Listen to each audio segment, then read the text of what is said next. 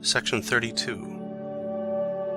The Critique of Pure Reason by Immanuel Kant. Transcendental Doctrine of Elements. Part 2nd. Transcendental Logic. Second Division. Transcendental Dialectic. Book 2 of the Dialectical Procedure of Pure Reason. Chapter 2. The Antinomy of Pure Reason. Section 9. Of the empirical use of the regulative principle of reason with regard to the cosmological ideas. 4. Solution of the cosmological idea of the totality of the dependence of phenomenal existences. And concluding remarks on the antinomy of pure reason. In the preceding remarks, we considered the changes in the world of sense as constituting a dynamical series, in which each member is subordinated to another as its cause. Our present purpose is to avail ourselves of this series of states or conditions as a guide to an existence which may be the highest condition of all changeable phenomena, that is, to a necessary being. Our endeavor to reach not the unconditioned causality, but the unconditioned existence of substance.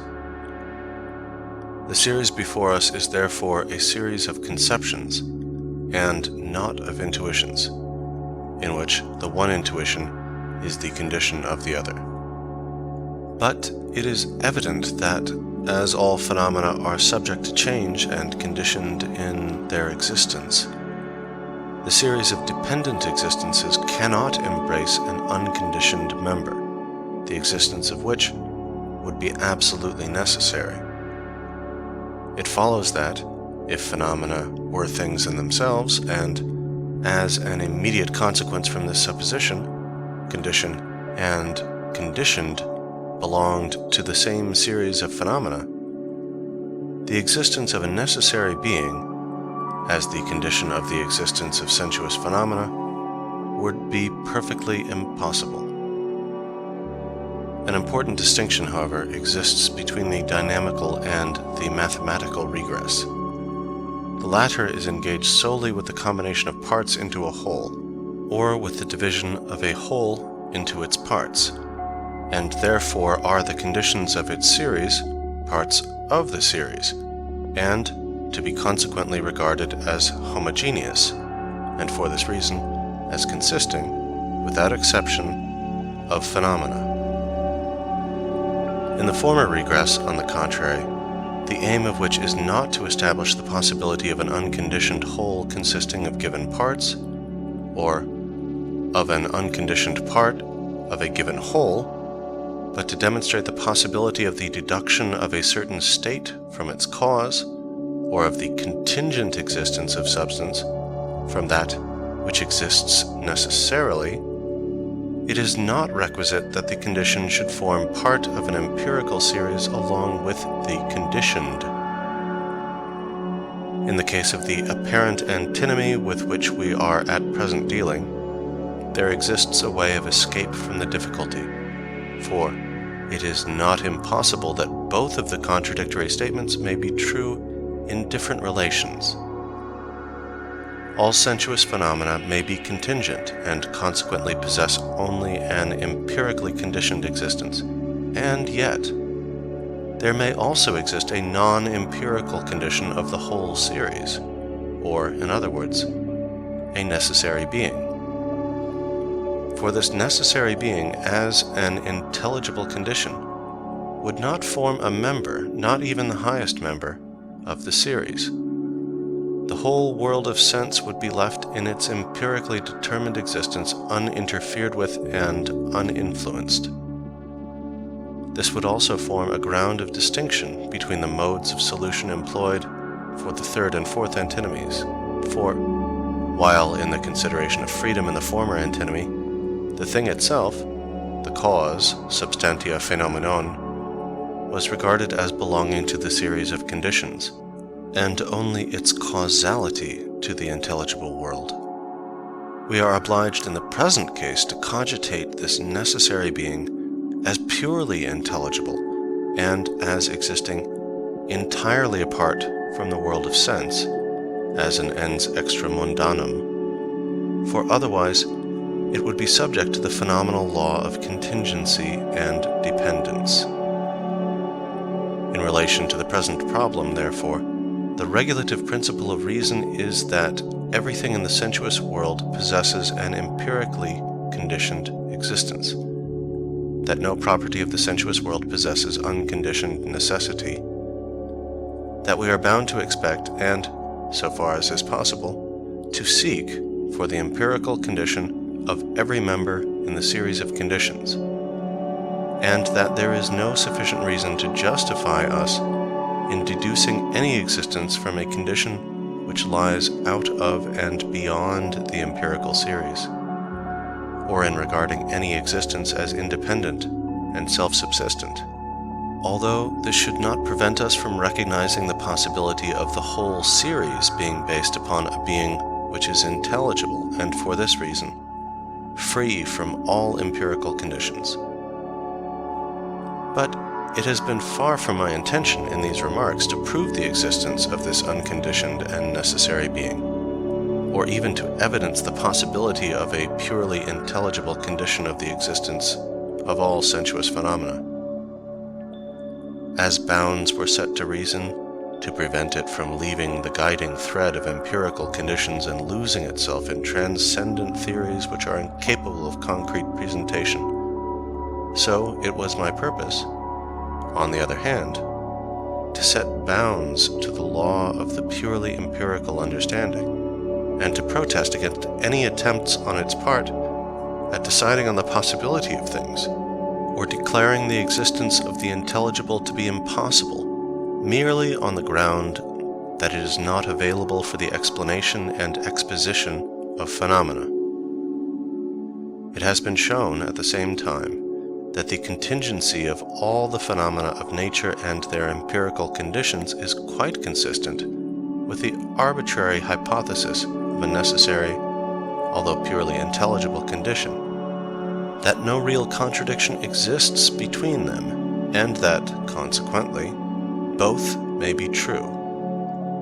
The existence of such an absolutely necessary being may be impossible, but this can never be demonstrated from the universal contingency and dependence of sensuous phenomena, nor from the principle which forbids us to discontinue the series at some member of it, or to seek for its cause in some sphere of existence beyond the world of nature.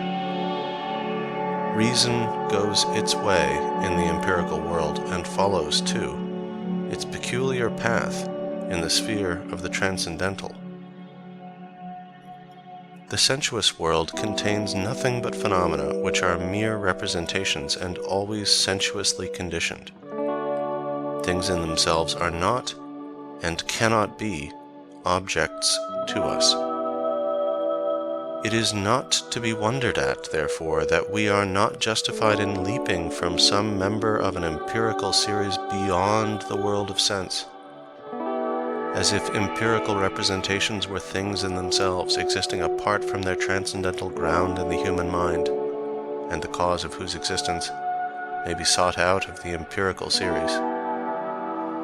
This would certainly be the case with contingent things, but it cannot be with mere representations of things, the contingency of which is itself merely a phenomenon, and can relate to no other regress than that which determines phenomena, that is, the empirical.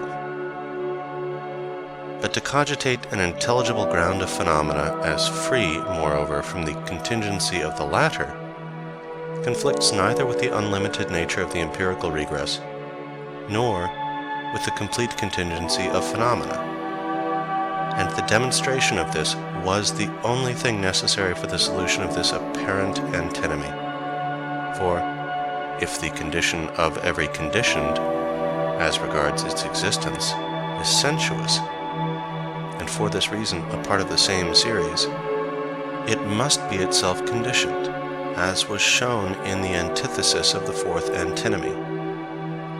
The embarrassments into which a reason which postulates the unconditioned necessarily falls must therefore continue to exist, or the unconditioned must be placed in the sphere of the intelligible, In this way, its necessity does not require, nor does it even permit, the presence of an empirical condition, and it is, consequently, unconditionally necessary. The empirical employment of reason is not affected by the assumption of a purely intelligible being. It continues its operations on the principle of the contingency of all phenomena, proceeding from empirical conditions to still higher and higher conditions, themselves empirical. Just as little does this regulative principle exclude the assumption of an intelligible cause, when the question regards merely the pure employment of reason in relation to ends or aims.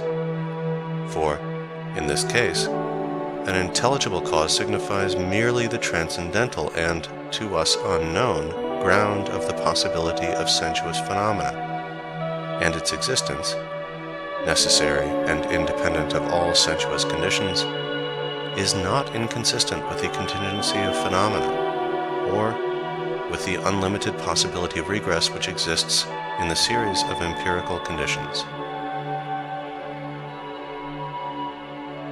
Concluding remarks on the antinomy of pure reason. So long as the object of our rational conceptions is the totality of conditions in the world of phenomena, and the satisfaction, from the source, of the requirements of reason, so long are our ideas transcendental and cosmological.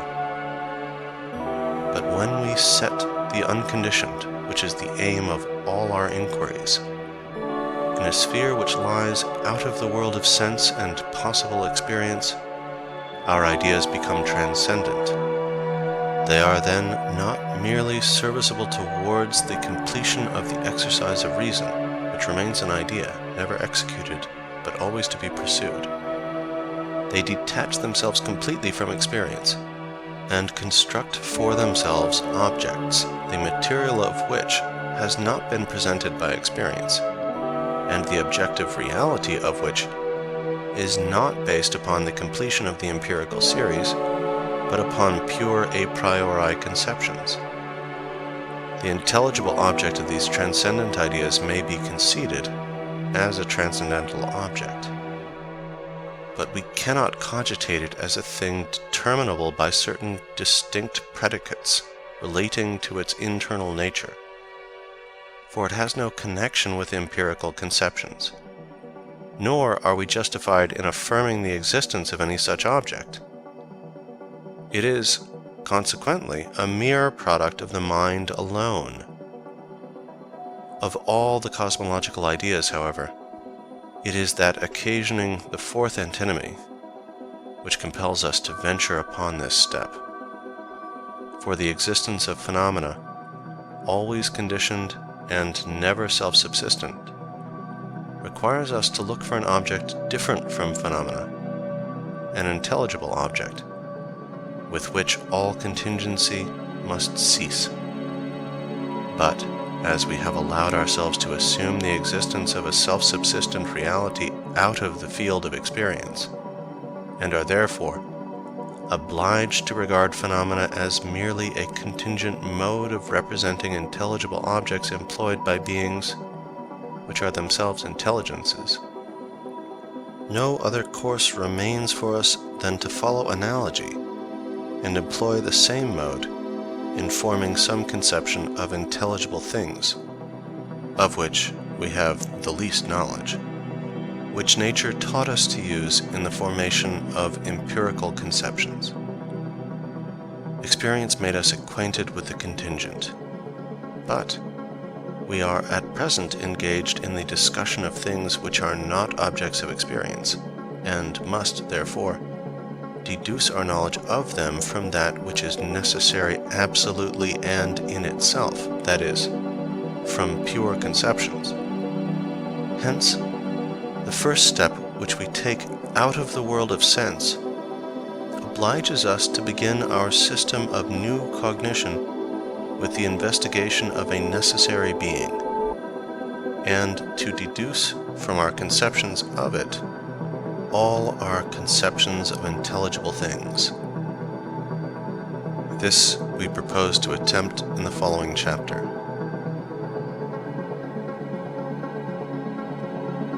end Chapter 2 of the deduction of the pure conceptions of the understanding. This recording is in the public domain.